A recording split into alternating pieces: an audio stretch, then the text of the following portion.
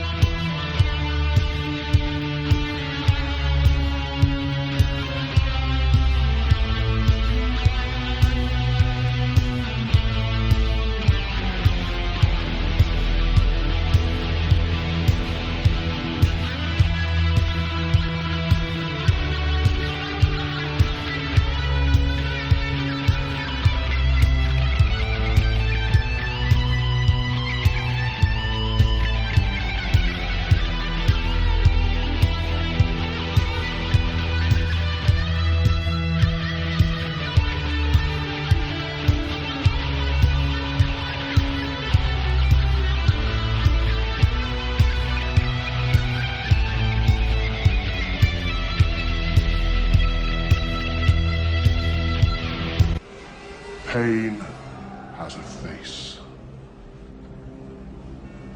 Allow me to show it to you. I am pain. Good evening, ladies, gentlemen, boys, girls, ghosts, and ghouls. I am Sam, I am Mason, and welcome to another episode of Sacrificial Terror Podcast. With me, as always, my wonderful co-host, Miss Zombie Barbie. And my brother from another mother, Mr. Lance, the Flair Wagner himself. Woo! All right. And this show is brought to you by Sacrificial Pond Productions and it's produced by Miss Samantha Wagner, who is off screen to Lance's right, and Miss Zombie Barbie. So tonight we have a very special guest. We have, I think, our second couple. Mr. and Not Mrs. that married couple. That's true. That's our first married couple. Right, our first married couple. Congrats, guys. But we have Adam and Kristin Steigert. Yay! Welcome to the show, guys. Well, thanks for having us. It's a pleasure to be here. Awesome. So let's jump right on in, okay? And the biggest thing you have going on right now that you're promoting is Fang the Movie. Yes, yeah. We right now we're just dealing with the Fang. We're getting ready to start on the Horrific Evil Monsters promotional campaign, which will start in the first of the year, and that's going to be our next big epic feature, which we're excited about. Awesome. So yeah, that's where we're at right now. Is Fang. Hell yeah. And Fang, we have to mention because we've had him on the show, Mr. Gregory Blair, who I've got to work with a couple of times, and have talked with, and we're getting ready to do some more stuff together. So. Absolutely stoked to see this.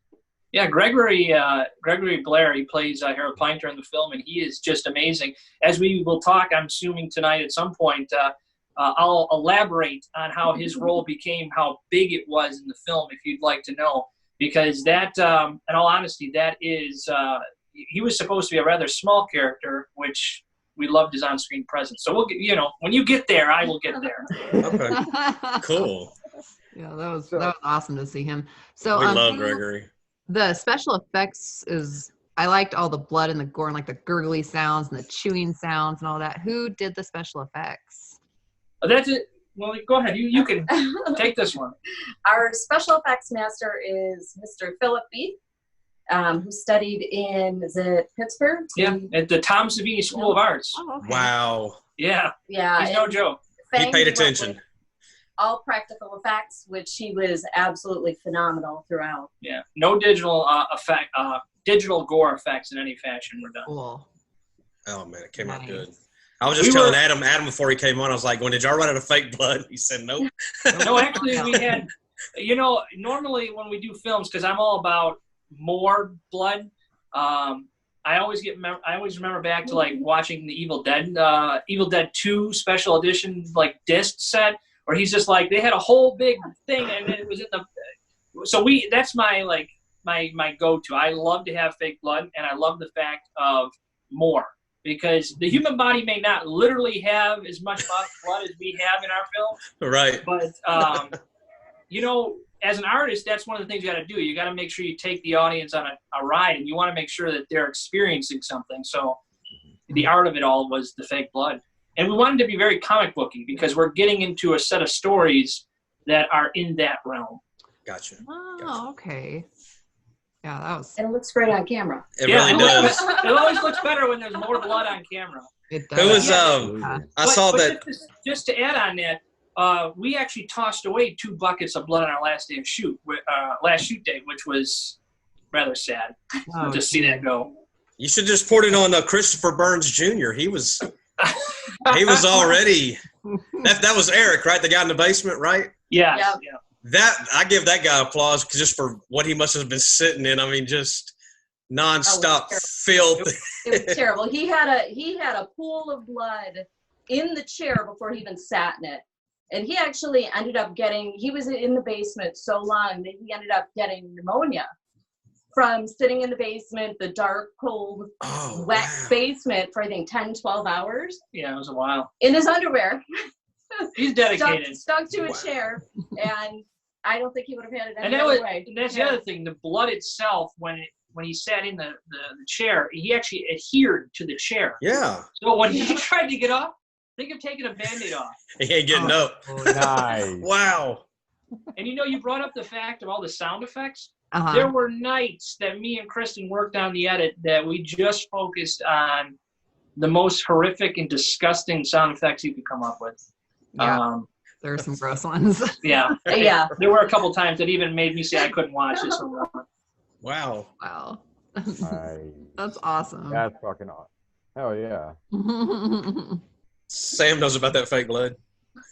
Yeah, I do all of my own special effects in house. So God love you, man. I was there once. Yeah, the blood that I make in house is a little special. It's a special recipe that I came up with, and it coagulates and all that good shit. So, it's definitely something special. So, but I mean, if you look at some of my stills and stuff from what we're doing, not gonna say it because I know a lot of the people have a game out there going on every time they watch one of our episodes. And Time to drink. Who was it that came up with the drinking game for the show? Daryl Hook. Daryl Was Hook. that Daryl Hook? Okay. So Daryl, this one's just for you, brother, okay? Right here, all right? Right there. All right. Take a drink. But no, and I'm getting ready to do another special effects job for Guy Grundy's show, Mick and Vinny, that's coming out. So that's cool. We're getting ready to shoot that here pretty soon. But yeah, I'm all about the practical effects and making shit look real. We've talked a lot about this on the show before, as far as the difference in what it does for your actors themselves in practical effects versus visual effects. And it's such a difference in the way that they react. Especially when you're throwing a bucket at them. That's cool. Because we did that a few times. If it's a bucket of blood, you just throw it at them? Oh, yeah. That's awesome. Did you actually throw the bucket itself or just the content? I didn't. I had two other people do it. But, I mean, yeah.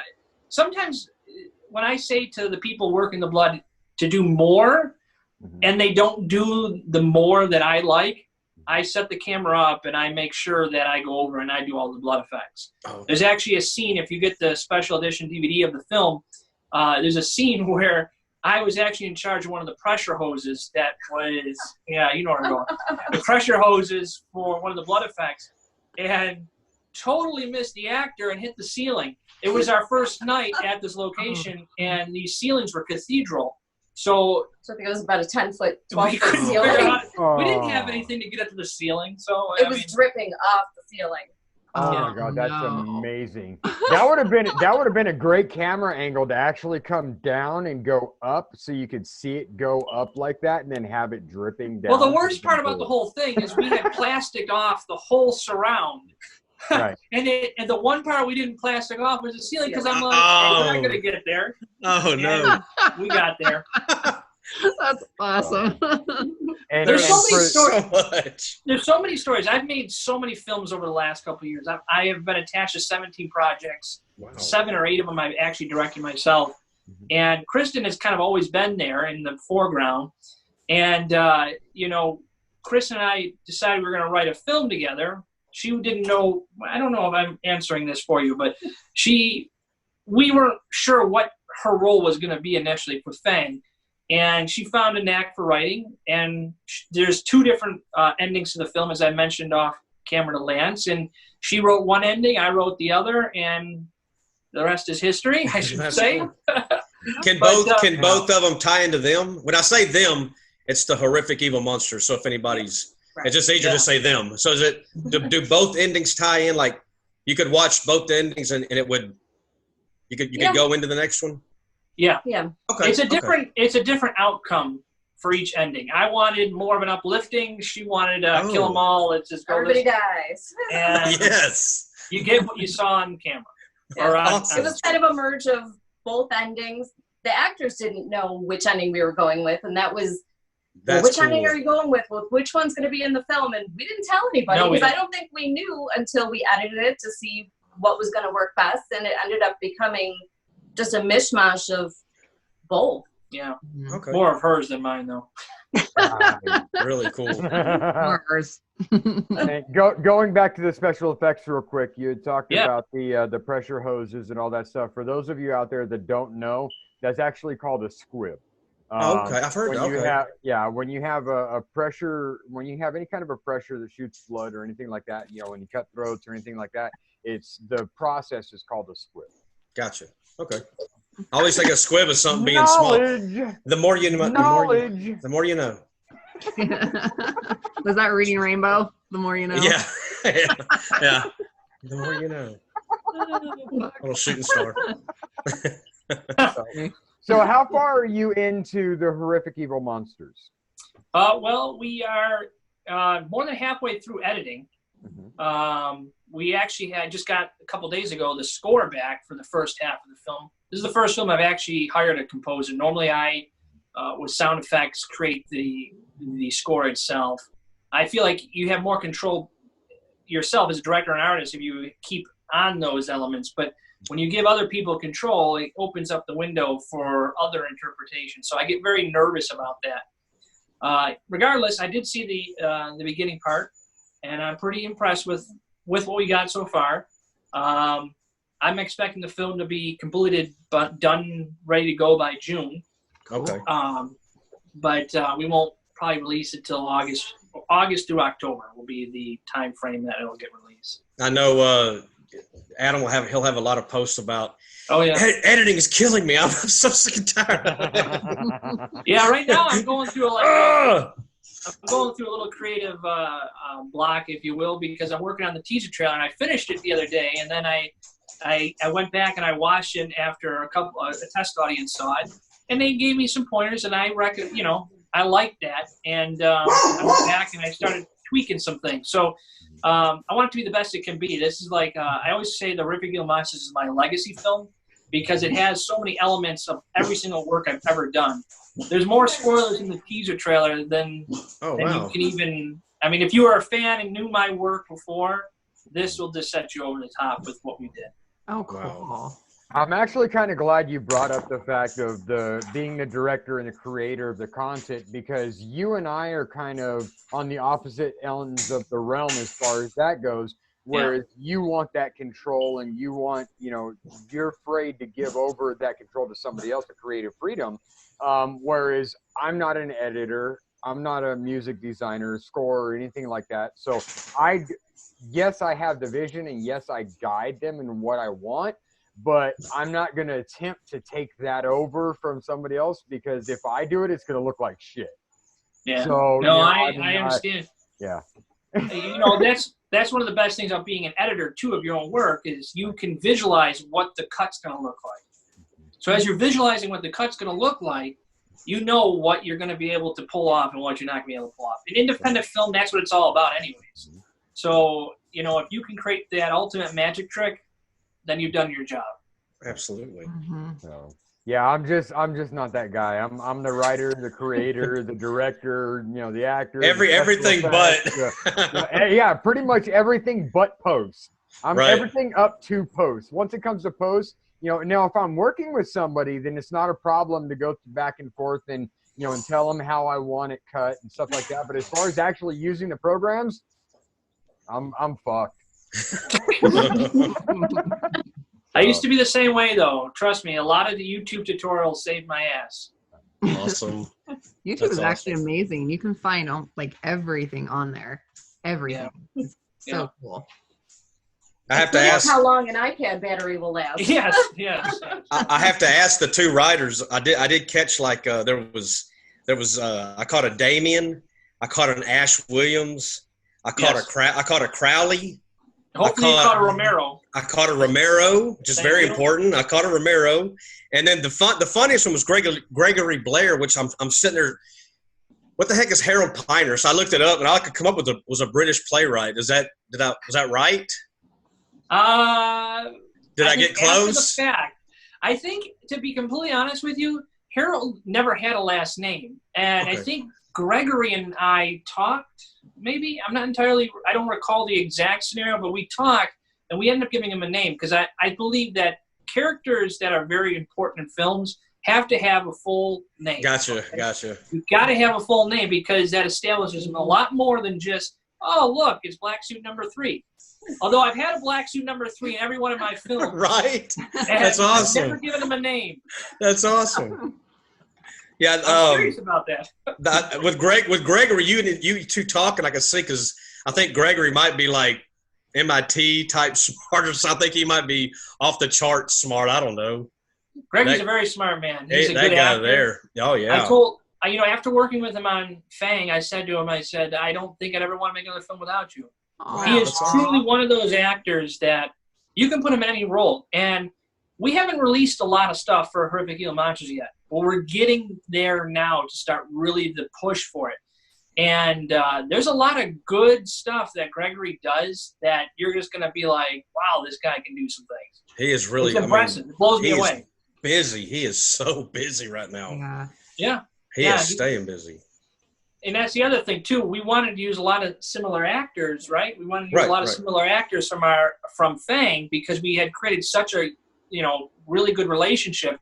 We wanted the film to connect into them. So a lot of the people that were in Fang that are now in them, we've disguised them in most cases, so you can't figure out that was the same character that actor played in the other one. So Jenny Russo, she's somebody completely different. Yeah. Okay, I got you. But there are some characters that do return from Fang into the Horrific Evil Monsters. Okay. So as their original characters. As their original characters, yes. Gotcha. Yeah. That's cool. Now, the cast itself has such a good chemistry that they just naturally worked well together. It was like a family. It was like a family, and we didn't want to lose that. We're trying to do a sequel, which is not really a sequel, but it's like a spin-off, loosely based sequel. Gotcha. You don't need to have this one to see that one, vice versa. But it's like if you ever see any of my work, this Horrific Evil Monsters is a combination of all that without needing to see any of it. That makes sense. Gotcha. Mm-hmm. Cool. Absolutely. I think Gregory mentioned something about that too when we had him on the show. Yeah. I want to say he kind of was like, you don't have to, but if you do, you'll enjoy them that much more. Oh yeah, very much so. We're actually in the process right now of finalizing shoot dates for a post-credit scene for this film, which will tie into future work for us. Sweet. Yeah. Oh, how exciting. Keeping them busy. Were you going to say something, Sam? Huh? You going to say something? I was. You had said that the two different types of endings were completely opposite, but you mashed them together to make them work somehow. Now, my question was that if you have one where everybody dies and, and then you have one where it was a little more uplifting, how will you be able to create the characters to bring them back for the second one if in one ending? So it's, kind of a mishmash of how did you decide to tie that together? Well, I think some of the characters were being killed off regardless. So just the different methods of killing them off, we kind of swapped them up. In one of the endings, we had killed all of the main characters. So there was never really an intent for those characters to come back. Right. In the ending that we kind of mishmashed together, we kind of left some of them a mystery in the end. Mm-hmm. So we didn't necessarily kill them off, but they kind of disappeared, so to speak. So we kind of left it open-ended so that we could carry those characters on if we wanted to in the end. Right. Yeah. Very cool. And I can't wait to see the fan theories on that. Right. The Fang fan theories. All There you right. go. Well, Say that 3 times real fast. I keep telling Chris, I have spoken on a lot of different a lot of filmmaker panels in the in my time of doing this, and I said, I wonder what film as I get older will be the film that I'm most memorable for, if I'm memorable at all. And I said, if we're at a convention in 30 years or 20 years talking about Fang, I said, what of a bitch of a project, man. It was, when I say it was a hard film to shoot, I mean it was a hard film to shoot. Wow. Any film is hard to begin with. You know it. You guys, I mean, like you just said, Sam, you've worked in this industry, so I mean, it is not easy to make a film in general. And this film, most days we were working from like 12 p.m. to like 6 a.m. every single day with that very small window. Wow. We were sleeping on location, or we had cast in hotels. We had a window of like 5 days to shoot half the film. Yeah, there were no reshoots. There were no reshoots. We weren't getting the location again. We weren't coming back. So what we got was what we got. And there were some days with the blood effects that were like, all right, guys, I know it's 3 a.m. and you're freezing. We woke the actors up out of a dead sleep on the couch and says, we got one shot at this. We're throwing a bucket of blood at you, and where it goes is where it goes. Wow. So make it work. Yeah. Wow.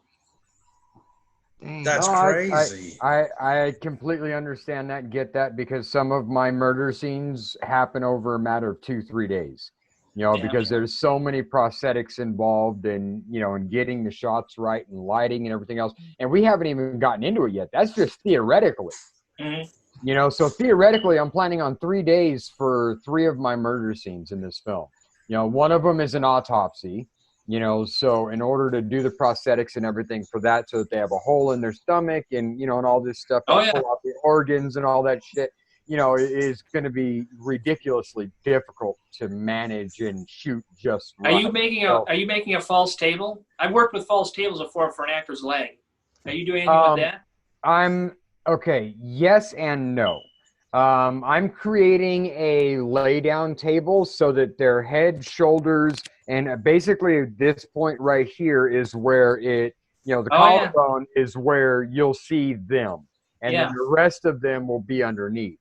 So I'm going to have a table that kind of like this with a hole in it for their body to go through, and then their prosthetic will be on top. That's good. That's a good.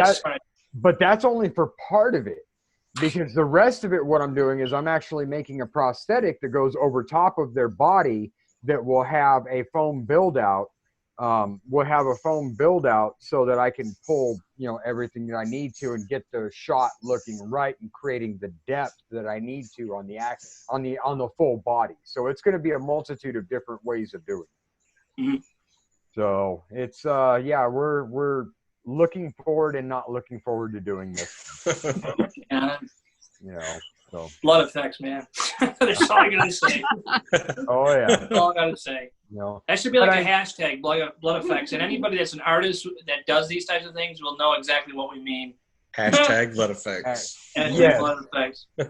Yeah, with some of those weird emojis that are like your head's fucking rolling around and your eyes are rolling back in your head, Now, Lance, did you catch Kristin in the film?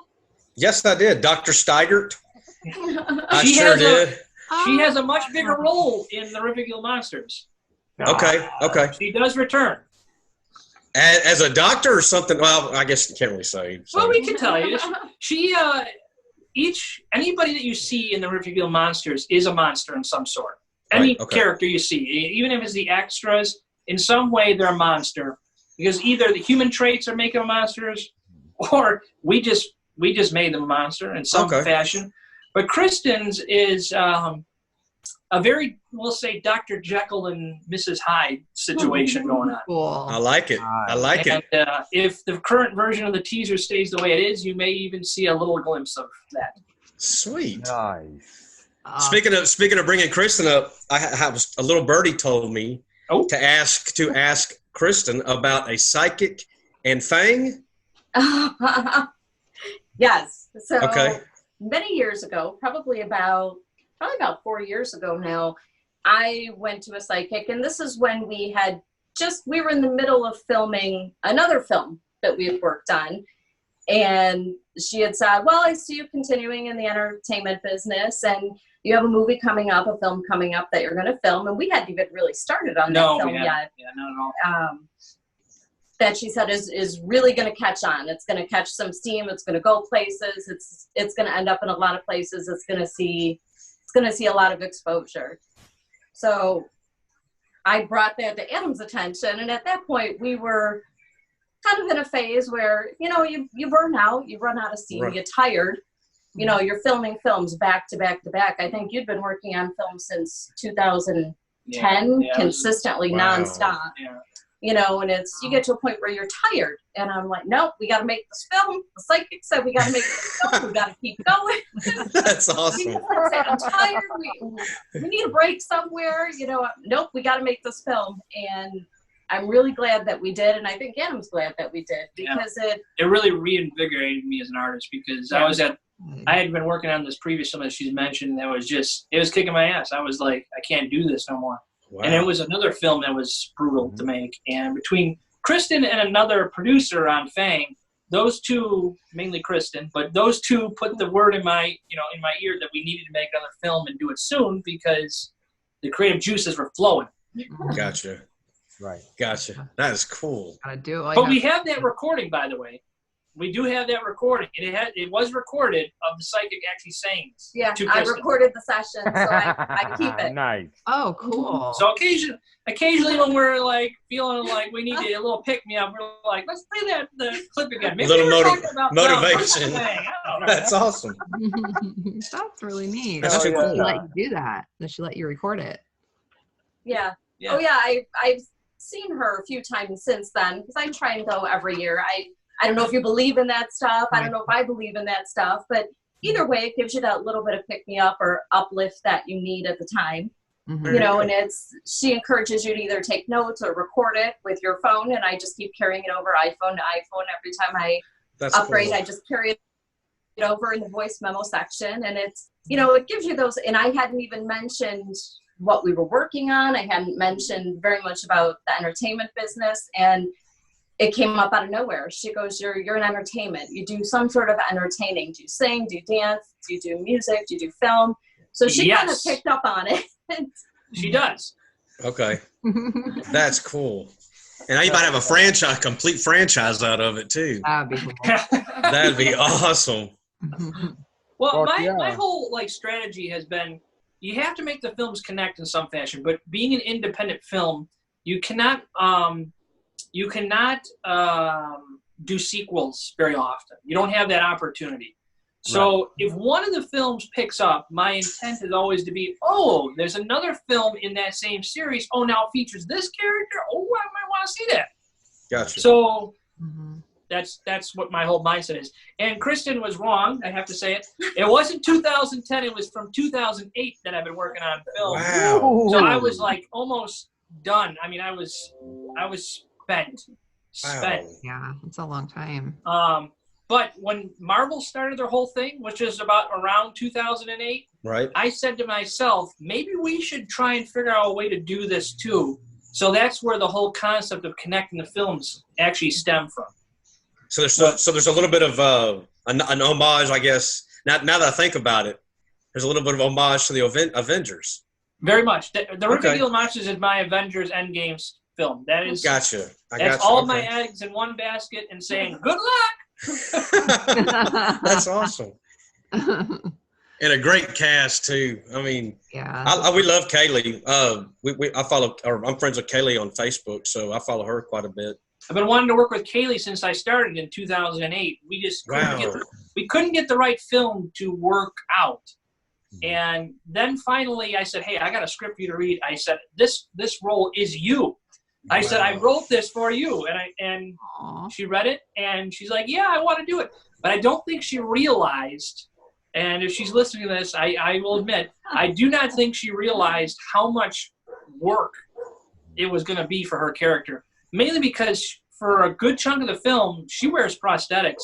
Right. And I don't know if she realized that was the amount of the extent of makeup every single day. There were days where she had a full face prosthetic on for 14 hours. Yeah. Oh, You know, wow. in it, I mean, she'd have to peel it off with Q-tips, like bit by bit, trying to peel it off, only to have it put right back on again 9 hours later. Not even. Yeah. Oh, Yeah. Wow. Yeah. It was. I mean, Horrific Evil Monsters is we were really prepared for it because we had been scheduling small shoots throughout the course of a half a year to prepare ourselves for this, like, what was it, 5 days or 7 days? 5 days? I think 6 days. 6 days of just a hard push to complete it.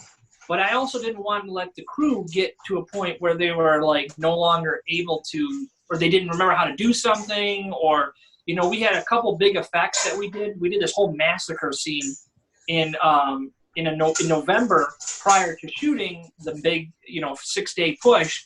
And thank God we did that, because originally it was going to be scheduled during that 6 days, and it took the whole day to shoot. So thank God for that. Mm-hmm. The one Freaking part schedule. I wasn't expecting was like when they're all sitting at the table and they're all just sitting there, and all their faces just went down. I was like, holy shit.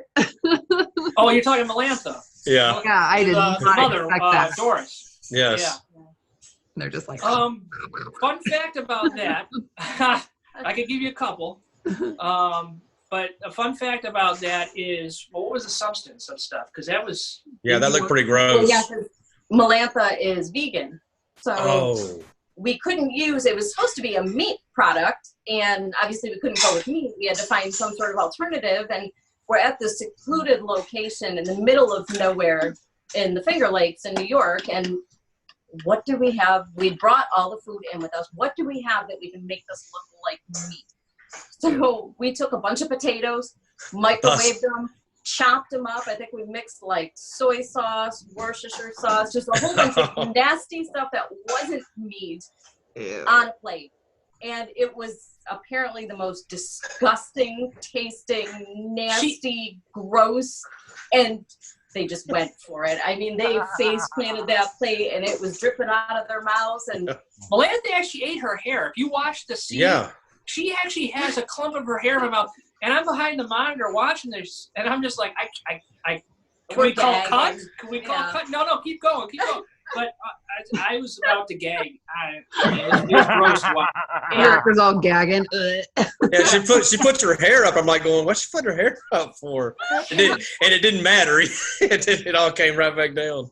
No, it was awful. And I think we did, I don't know how many takes we did of that, but each one was just more disgusting than what before it. I mean, the crew were gagging watching it because it kept going and going. We didn't call cut. Going. And it's if you watch it, it's probably like a 6 or 7 minute continuous take of her just chewing on it. I mean, you may not think 6 or 7 minutes is long, but it is long. Hell yeah, it's a long time. 6 or 7 minutes is a long time. Yeah. 30 seconds is a long time in film. Although we didn't show 6 or 7 minutes of it, but we were behind the camera watching 6 and 7 minutes of it. Oh, gross. And the But it looked sound. great. Yeah, it looked great. Hey. Yeah, it looked really good. It was really Came out good. gross looking. We can give you the ingredients if you want to try it for yourselves. I'm good. You know, I had a interview with Aaron Minto.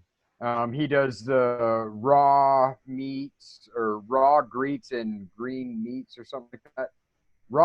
Raw meats and green eats interview series that he does. And I'm not a vegan, but like I have certain what's the word I'm looking for? I have certain textures that really bother the hell out of me.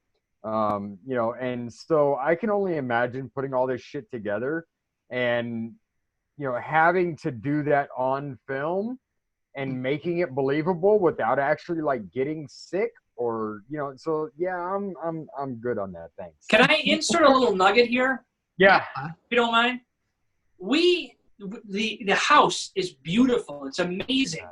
The house is amazing that we shot in. We actually had the chance, it's in the Finger Lakes, we had the chance to go back to it over the summer. We were camping out there, and we stopped and took a quick photo. It was really very, very quick because we didn't want the landowner to see us. who sucks, by the way. And if I ever see her again, I would tell her that. Oh, wow. That escalated quickly. Yeah. Wow. She straight up took advantage of us and tried to take even more advantage of us while we were on the location. And that wasn't cool. It really wasn't. Wow. Because I don't think she realized how big of a project we were going to be, although we were very upfront with her. And she just didn't. We got there with already 2 insurances. She wanted a 3rd insurance. Wow. We had to figure out a way to get that. I mean, this is during us shooting these 16, 18-day shoots. Yeah. So maybe someday it'll bring our business, But yeah, good luck with that. Well, one of the things that we pride ourselves on, here on this show is if you have any shit to talk about somebody, you are welcome to go ahead and fucking lay it out there. We don't give a shit because shitty people are shitty people regardless. Well, it's all about money. That's all I have to say. It's always about money. And at first I thought she was great, but as time went on, the relationship kind of went the wrong way. That's all I have to say about that. But it was a very good location. I will give her credit for keeping the property up as much as she did and does, because it is a beautiful location. And we shot blood all over the ceiling. And she should have just left it since she was a bitch. Put half-naked people in the basement chained up. Those are the kind. She came to the location one day, and she was talking to Chris. You want to tell that? Well, she comes in. Originally, when we booked the location, there was a barn on the property. And obviously, if you've seen Fang, we shoot in the barn area. It was a huge property. So it was the mansion house, the barn. There was a little lake area, and there was just a lot of outdoor areas that we utilized the entire property. Well, we had specifically let her know that we needed access to the basement, which is typically off limits as part of the rental. It was on, we did a vacation rental by owner, and we were up front. She knew that we were shooting a film there. Yeah. Well, when we got there, the basement was locked. Well, we were shooting there, I think, on day 2. Yeah, day 2 or day it was 3. Scheduled for day 3. Yeah, so we had to contact the land managers. They sent the owner over with the keys, and she brings the keys, lets us in the basement, and does the walkthrough. Be careful here, be careful there. And she goes, well, you're not doing any freaky shit in my house, are you? I'm like, no, not at all. Not at all. Christopher Burns Jr. walks in 20 minutes later in a robe and just his underwear. Oh, wow. That's awesome. Get her out of the house. Just get her out. Get the keys. That's get awesome. her out. Yeah. Yeah. I mean, the property, like Adam was saying, the location was beautiful, but it was day 1 we were there. There was a huge storm which knocked all the power out. So the whole first day was shot on generators. I mean, I think the first take of the first scene knocked our power out. We were ready to hit record, and the power went out exactly when security alarms going off for 20 minutes. They had to come and reset all the security alarms. So, oh my gosh, there were definitely challenges. And we were only allowed so many people on the property at one time. So we were trying to figure out ways to coordinate to have X amount of people to shoot their stuff and get them out and put another. So it was a difficult time, and I think she made it much more difficult for us, which was a shame because I thought we could have created a good business relationship from it, but didn't happen. Yeah, it looked like a gorgeous house. It's beautiful. Yeah. It goes over one of the lakes too. I mean, it literally sits over Cayuga. I think it's Cayuga Lake. In the Finger Lake, so you can out the window see the Cayuga Lake area. Oh, cool. Yeah, it's right in the middle of wine country. It's absolutely beautiful. Perfect for a bunch of murders. Yeah. Well, Sam, I am at Sacrificial Terror Podcast to the lady at the Cayuga Lake rental property for filming of Fang. Fuck you. Oh! See, he don't care. He don't care. Hey, can I ask these two real quick? Being a married couple that writes movies together and makes movies together, what was the influence? So was y'all's first date a scary movie? Have y'all always been into scary movies? Because clearly with the names in the movies, there's a lot of influence. Our first movie was Schindler's List. Okay. So I wouldn't say, I don't know if you call that a horror movie. I guess you could kind of call it a horror movie. Yes. I actually met Kristin on. Can I say the story? You can say the story. It's right for this group of people. I'm telling you right now. I met Kristin on the third feature that I was working on. I was a director of photography, and she came out as a zombie extra in this like skimpy little schoolgirl outfit. And I turned to the production manager at the time, and I said, "I'm gonna get with that girl." Of course, I didn't use those words. I did not use those words, but I said, "I'm gonna get with her." And he turned to me because he was friends with her fiance at the time, and said, "Good luck. She's getting married in a month." And wow. I turned back to him and I said, "Well, I've had less time to do things like this." So, and then I don't need to go any further, but that's how that started. That's awesome. Nice.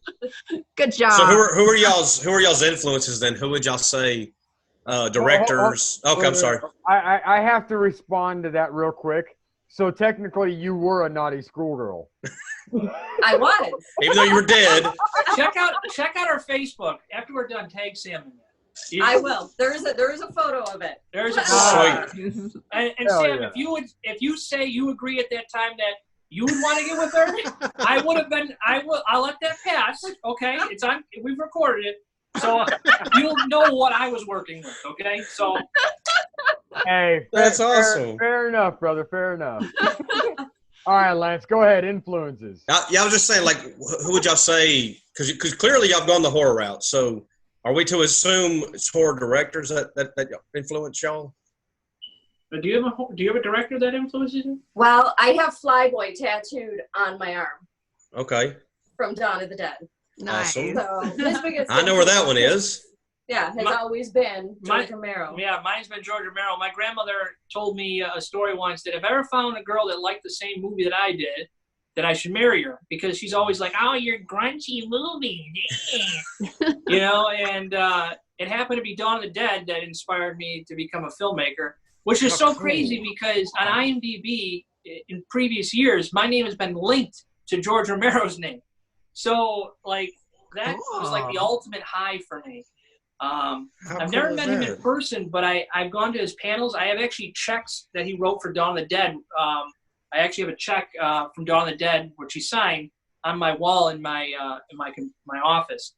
So That is really cool. Yeah, he's my inspiration, and that's what you could see the Romero element. There was Right. I mean, that's all part of that too. Well, we're gonna have to talk to George C. because we're kind of good friends with him, and let him know that you know you're a huge fan and definitely use that influence. So, George, dude, your shit matters, bro. Mm-hmm. That's right. That's right. Okay, so that's cool. That's good to know. Yeah, that's way cool. For Fang, we tried to be inspired by like elements of like the Texas Chainsaw Massacre. That feeling that you get when you watch that movie. Yeah. There's a meme floating around there somewhere which shows at the one end of the table you see the family from Texas Chainsaw Massacre, and at the other end of the family you see the Fang family. Gotcha. So it's like the whole table's completed. I can see that. That's awesome. Yeah. Okay. That is a pretty cool photo. If I find that, Lance, I'll tag you in that. Please. Hell That is yeah. cool. Looking for that schoolgirl picture. I can't find it. I'm waiting until we get off until we stop recording. We're friends, so I should be able to find it real fast, you know. Everyone's getting tagged. Yeah. Like, where is it? It's one of your Feature. It's one of our featured photos. Okay. Nice. Yeah, I when gotta- you look at it, you're gonna be like, wow. Everybody's doing it. I guess I'm gonna A little do it. gross. We're all looking. If y'all are doing it, I'm Oh, gonna there do it it. is. Is it with a guy pouring blood on you? That's right. Yep. All right. Yeah. Nice. Fuck yeah. I think we need to show your viewers so they know. I got it. It won't show up good though. Yes, there it is. Oh yeah. That's awesome. You can't really. I don't know if you can. Nope. Yeah. You can see it. You Oh, can yeah, see we it. can see it. Can you? I don't know if I'm too close. And that actually wasn't Adam's film. And I It ended was up or being an wasn't? extra on, he was director of photography, Yeah. and he ended up asking me to come out to be an extra on, he had shot a zombie film. Yeah. And there were, almost 1,000 extras on that film. So I ended up, started out as an extra. I ended up doing makeup on it. So I think it just progressed from there. Nice. That's actually where I met the makeup artist for Fang at, was this film called Funline Day, which was this huge zombie film that we did in 2011. And he came out, just saw us because we shut down a village, and he came out and he was like, "You guys need a hand to work for free," and I'm like, "Yes." And ever since then, I've worked with him on every project, and I told him he's another person I probably would never do another film without. That's awesome. Not willingly, at least. Yeah. That's check cool. him out. Your group, you keep your group with you. That's awesome. Yeah. That's the most important thing. Mhm. And anybody in the industry will tell you got to have a core group of people. Mhm. Otherwise, you can't do it on your own. Right. I've tried. Take it from me. You can't. Mhm. And I'm very grateful, and I'm humbly appreciative of all these people that I've worked with. I mean, I could name names that I would love to thank, and I just thank them all because they'll be honest with you. These are not easy things to do on your own, and Right. they're there from start to finish, and yeah. I would definitely say our crew keeps it together. I mean, we keep a small crew, and I don't know how Adam feels, but I prefer working with a smaller crew Mhm. versus having, 30, 40 people where everybody's running 10 different directions.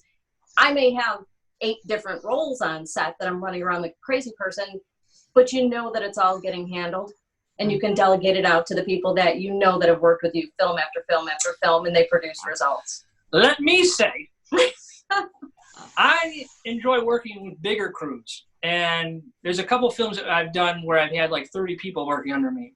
Holy I mean, on set for one day or whatnot, and that doesn't include cast and stuff. And I will say that it's a lot off my shoulders because during the Horrific Evil Monsters, Kristin and I kept that tight family element. And there were days that literally kicked my ass where my focus should have been somewhere else, where I was focused on something, over here on the production end of it. So I like bigger crews, and that's my story. Yeah, I like smaller. I think smaller, you're more comfortable, and it's not so chaotic. You can trust a smaller crew 100% more than a bigger crew. But if you're working with 30 people versus 10, at least you have somebody, to fall back on at any one point. Yeah. Well, and I think it's important that you know who it is you're working with. So even if you have a big crew, small crew, I usually work with a skeleton crew. And I've come to enjoy that, where we all get in the mix and we all do this, we all do that. And it's, we know what to expect with each other. But if you work with enough people on a bigger crew, I think it definitely takes off some of it. My issue is that on some of the bigger sets that I've worked on, is different, different things or whatever. You have a lot of people standing around when other people are busy. And that's true. That's my give and take with the big crew versus small crew is that when one crew is busting ass to get shit done, you got another set of people that are just standing there watching.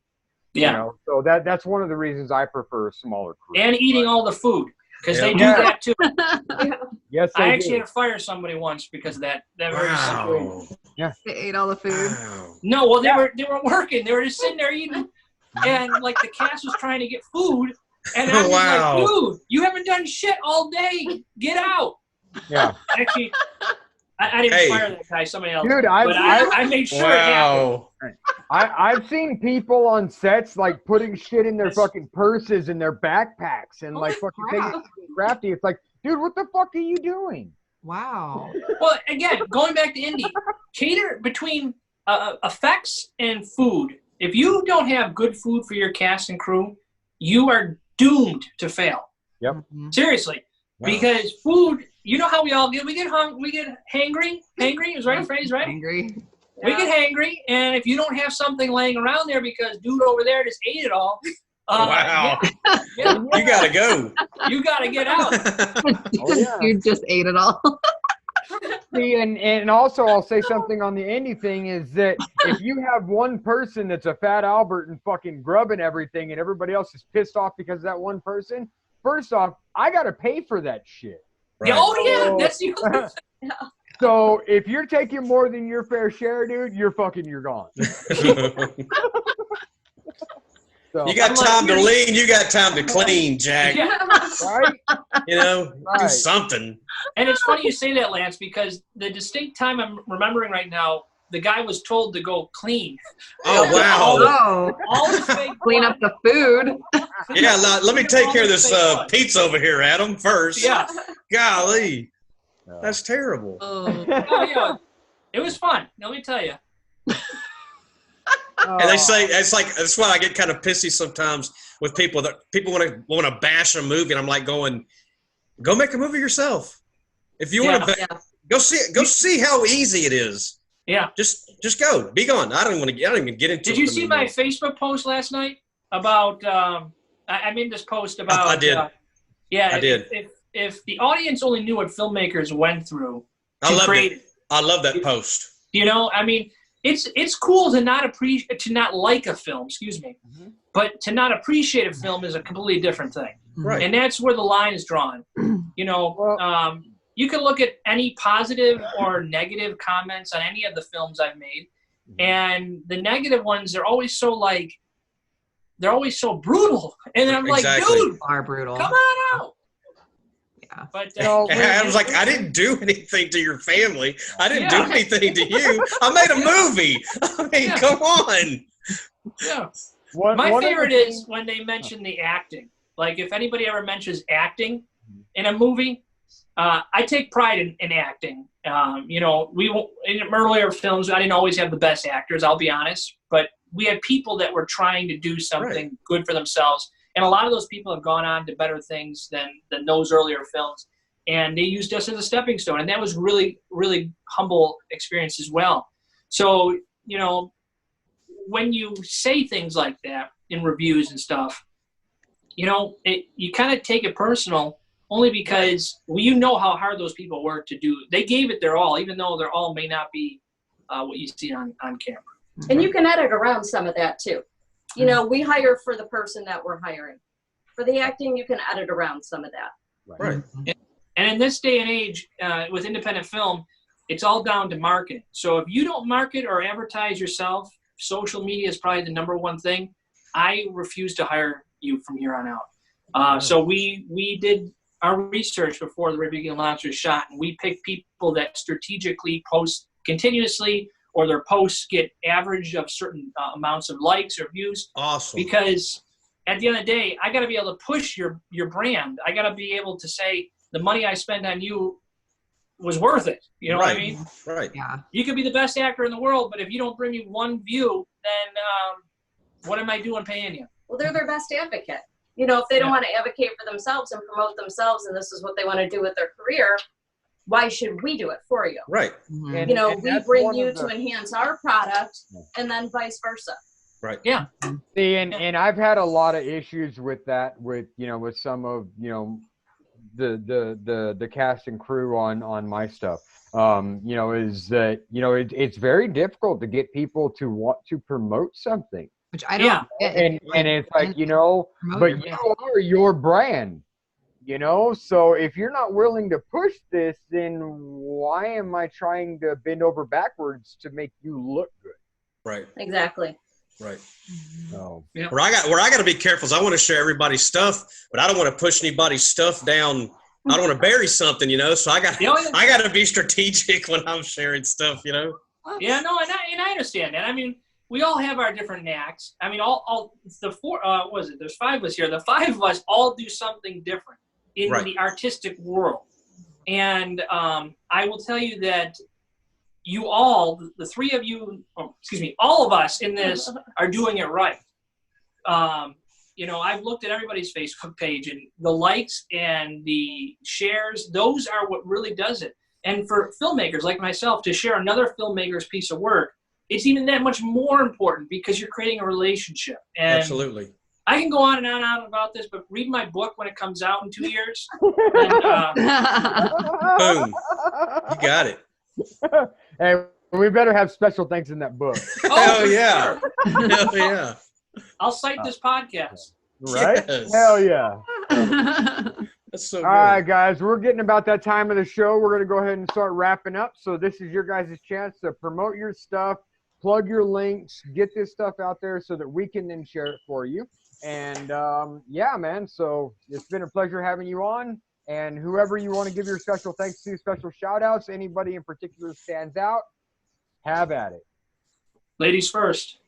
Well, I definitely want to give a shout out to all of our cast and crew for the Horrific Evil Monsters. You know, we have obviously Mr. Gregory Blair. We have Jenny Russo, Jason John Beebe, who we haven't had the opportunity to really give his props to. Yeah. Our special effects, Phil Beats. Obviously, I'm going to forget everybody. But Christopher Burns Jr., who's our, you know, third leg or third partner in crime, 88 Studios. Yeah. And you can find her on Facebook, by the way, and Instagram. Myself. And she has a hot zombie schoolgirl picture. Check it out. You can find me on Facebook, Instagram, Kristin Steigert. That's he doesn't do the twiddle. No, or the Twitter. I don't tweet. That's a hard one. That's a hard one, man. I don't tweet. Twitter. I have a Twitter. I don't think I've ever actually put a tweet out there. So. It's hard to do Twitter. It is. It really is. Dude, I fucking hate Twitter. Thank you. We're all in agreement there. Yeah, I don't understand how it works and how people like it. Just I know it's beyond weird. Yeah. My generation, I'm Facebook. Yeah. Everything's on Facebook. She's also MySpace. Yeah. Yes. Me too. Friendster. Wow. I like MySpace where you could choose your own music and have cool backgrounds and color your words. I thought that was awesome. Poor Tom. I think we need to bring didn't Facebook get bought out back. by Friendster? Friendster? I'm showing my Whatever. age. It doesn't matter. Move on. We'll talk about this off camera. You can find me anywhere. You can Google me. You can Instagram me, Facebook me. I made my Instagram more private, so it's not something where I accept a lot of people these days. But Facebook, I have a fan page, of course. It's Adam Steigert. I do the Twitter. Although as we've talked in this conversation, I have not mastered it in any fashion. So you have not mastered the twiddle. Yeah, master the twiddle. Kristen's the master twiddle. Nice. And love it. Scene. And scene. That's awesome. But you know, just to shout out any film that I've ever worked on. These projects, like I said before, they're not easy. I always like to give credit to all those people that work their ass off. So everybody that I've worked with over the years, regardless if we've had falling outs or we are best of friends, I'm still grateful for those experiences together. And I'm very grateful that I met my lovely wife during that's awesome. shooting one of those films. So the naughty schoolgirl. Naughty schoolgirl. She was exciting. actually a naughty zombie schoolgirl. Yeah. It was even better. Yeah. Hey, I have to do this. I haven't done it all show. Awesome. Nice. Yes. Yes. Very much. We love our zombies. That's awesome. Evidently, I'm not the only zombie hunter. That's right. Good stuff. Hashtag Right? Hashtag zombie hunter. zombie hunter. Hashtag blood effects and zombie hunter. There you It's go. truly been a pleasure to speak with you guys. I was telling Lance I was going to try and get you guys that teaser trailer for the Horrific Evil Monsters before we came on today, but you got that tweaking still going on. So I'm sorry you guys didn't get a chance to see it, but by the time this comes out, you may have already seen it. Who knows? Oh, yeah. Let us. We loved it. We loved it, Adam. All right. Edit around that. I'm learning from Sam. I'm learning from Sam. I just talk. We had a great time 4 weeks ago, and all that stuff. Yeah, we I talked love to what you guys ourselves are in the doing, future. truly. Yeah, I love the structure. I love the support you guys do. So keep on doing that too, because there's a lot of artists out there that need things like this to really make themselves known. So thank you for that. Absolutely. Thank you. Well, and originally that was the idea of why we put this together, is because the indie community doesn't have enough support out there, in all honesty. Doesn't. So in the indie community that does get support is kind of a cliquey, little, thing. And we didn't want to just stick to a clickiness type thing. We wanted to give everybody support and try to promote some people that put together some amazing works, including our own and the stuff that we're doing. But give an opportunity and a platform for those out there that are doing amazing things, so that other people can see them and be like, hey, you know what? Those are pretty cool shit. You need to check it out. Yeah. But that being said, I would like to make a romantic comedy someday, so let's just keep that somewhat there you go. personal. All right. There you go. Hey, they did Warm Bodies, which was a zombie romance comedy. So, I mean, with you guys having your history of, zombie schoolgirl and, you guys may be able to put something together like that. That's, kind of. I see a spinoff. There you go. I see a spinoff and a pitch. Hey, you let me know, dude. I can sell almost fucking anything. Well, let me just. We'll hold you to that. Yeah. Yeah. Can I just conclude with saying there's a good story that Kristen and I could share or will share, real brief. Yeah. That The Horrific Evil Monsters was written. We were in Allegheny State Park in New York, and we had written the whole film basically one weekend, and almost the entire film. We didn't know any of it was going to work, and it works amazingly when you see it. And we were pretty messed up from day one to day until we went home writing this whole thing. So to see it come to life and to see people interested in that, when we were just like looking around for names, like we had beer on the counter, so one of the characters' name is Molson. So That's cool. So a lot of those characters' names are from various things that were in this little camper that we had at the time writing the script, and it was a very great experience. Chris and I got really close doing it, and I'm glad there's people out there that appreciate the zaniness that we did together that we didn't think was going to work. We appreciate it. We absolutely Well, do. thank you again. Absolutely. We do. That's cool. All right, guys. Thank you once again for being on the show, Mr. and Mrs. Adam and Kristin Steigert. That's it. You got it, man. Say I'm the man. All right, Lance, take us out, brother. And we'll just do ours real quick, Adam and Kristen. We do. We're still waiting on our sister podcast, Primetime Horror. Thad and Lance Dale and David Martin. It should be coming up pretty soon. I want to also touch on the weird coincidence about the Romero thing. Romero Pictures Indie Brigade is really picking up a lot of steam, and that's George C. Romero, Joe Ridgely, and Dean Fernando. They're the things they're wanting to implement for the indie community is amazing. So you got to. I'll get Joe in touch with you guys, but you guys have got to get involved because I'm telling you, there's some great things coming from George and Joe and Dean. They're just almost brings tears to my eyes when I think about what they're wanting to do. I mean, it's just amazing stuff for the indie community. Yeah. And some of our more popular guys that watch our show that we always shout out: Aaron Garcia, James Blankenship, Tyan Draco, Scott Williamson, Damon Williams, and Charles Harsky. And then I mentioned Daryl Hook earlier. He has his own little channel on YouTube, Mr. Meat Hook. He does some zany stuff on there. He's hilarious. He also has a Facebook group. I'm a mod in or an admin or something, whatever you call those. It's called Halloween 3 Lovers. If you love the movie Halloween 3, you got to get in that group. It's awesome. Are we starting to fight? Are we going to fight? We're not fighting. Okay. And then back there, that behind the chainsaw is the gas station from the original Texas Chainsaw Massacre. Roy and Lisa Rose are going to have a convention in June. They own that. They're going to have a convention in June, Cult Classic Convention in Bastrop, Texas. I've been pushing the hell out of that because I love it. I believe in it. In February. Oh. The one in Houston's in June. Oh, okay. You said June. Houston Horror Film Festival. Did I say June? Yeah, you said June. Did I? My bad. Okay. So February. Lance, we almost screened Fang at Houston. Did you really? We were talking back and forth, and then I don't know what happened. The conversation just literally stopped, so I don't know if that'll ever happen. But we were almost screening at Houston. When was them going to come out again? Well, this was for Fang. But when are you trying to get them out? Probably August through October timeframe. Okay, that'll just miss them too. Yeah, sadly. Okay. Anyway, so Circus of the Dead. If you've not seen that, highly recommend it. Highly recommend it if you haven't seen it.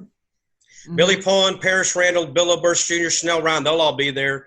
A lot of my artwork back there is by Brian Clegg, who's a knucklehead by trade, but I love the guy. Anyway, that's all his. that's his stuff. He's a funny guy. And I got to always mention Tamara Glenn because I'm a huge fan of Tamara's. And Tyler Shacone, Itai Guberman, and Asaf Angel, who we all know and love. Yes. And then My always Productions. My Indie Productions. One word, My Indie. Love them. And then my co-host Sam and Rhiannon, absolutely love them to tears. And my wife off screen, who the dog ate her cable, so she was not able to listen. And that literally happened while we were recording. But she's over there giving all the support she can. I love her to tears as well. That's my baby. And thank you guys for being on. Y'all were awesome. Had a great time. Thank you for having us. Awesome. Oh, and then real quick, Grave Dirt Clothing, Sarah and Josh Schultz, Josh Milliken. Look up Josh Milliken stuff. Dude's a genius. And Sam's hung out with him. And Chris Atella, who does our music in and out. So when you watch your show, that's ChrisAtella's music. And Oakley Adokely, I'm done. Woo! No. All right, Z, take it out. All right, so I want to thank you guys so much for coming on. The movie was great. It was a lot of fun to watch it. I got to finish it up tonight because I had started it, and so then when I was wrapping presents, I'm like, yeah. Well, did I lag? Oh, am I good? You did. You're good. You're good. Okay. Yeah, it was great. I can't wait to see the next one. Definitely send us the teaser as soon as you get it done so we can see it. For sure. I'm excited for that. I want to thank my co-hosts as always for doing this every week, sometimes 2 to 4 times a weekend. It just depends. There's my book. So everybody check it out, Broken Halo. It's on Amazon. My second one in the series will be coming out March 4th, which will be on Amazon as well. So I want to thank Crazy Ink Publishing for taking on my book. I also want to thank Krampus Con that I was a vendor for about 2 weekends ago. Maybe it was last weekend. That'll be like 2 months by the time. I know. By the time this comes out, it'll be like 2 months ago. Thank you, guys. But I'm going to be starting up Sinister Sense Parlor again, which is my horror bath bomb company. And also, I want to give a shout out to, I don't know if you two have checked it out yet, but From Beyond Horror. It's a podcast, and he also does like live movie screenings and stuff sometimes on Facebook. Oh. But they're super cool. They're actually local. And they're badass. Okay. Yeah. So From Beyond Horror. On it. Awesome. Thank you. And then that is it for me. Cool. Right on. All right, everybody. I want to thank my cast and crew at Normal Terror and Sacrificial Pond Productions. Thank you guys for everything that you guys do. I actually I'm glad Lance brings up Chris Atella every time because I talked to him about scoring the trailer. Yes. As we get closer to putting our trailer together, we ran into some difficulties in getting some things transferred back and forth, but that trailer will be dropping soon. So hopefully by the time this episode actually comes out and releases live to the world, I would like everybody to know thank you so much for all the wonderful criticism and for all of your fantastic reviews and comments. I do appreciate it. We worked hard on getting it together for you guys. So, but no, and then, we're moving forward in production and we got a whole lot of things coming up. I also want to give a shout out to Jen Nangle for Love you, Jen. Miss Malvolia, Queen of Screams. I am cast as her arch nemesis, Grylo, Cool. in her Christmas special. We're shooting Wednesday. And then also Guy Grundy is putting together a series called Mick and Vinny. So keep a lookout on that. I'm doing special effects and some stunts for that. So getting super busy as we head into 2020. Want to wish everybody a amazing happy holidays, happy Yule, Merry Christmas, whatever it is you celebrate. Merry Kwanzaa, Hanukkah, all that good stuff. So that's it for me. Guys, thank you so much for being here. Thank you for being on the show. So awesome. And until next week, as George C. Romero at Indie Brigade would say, fuck you, have a good day. Close enough. That's close enough. Bye, guys. Bye. Bye, guys.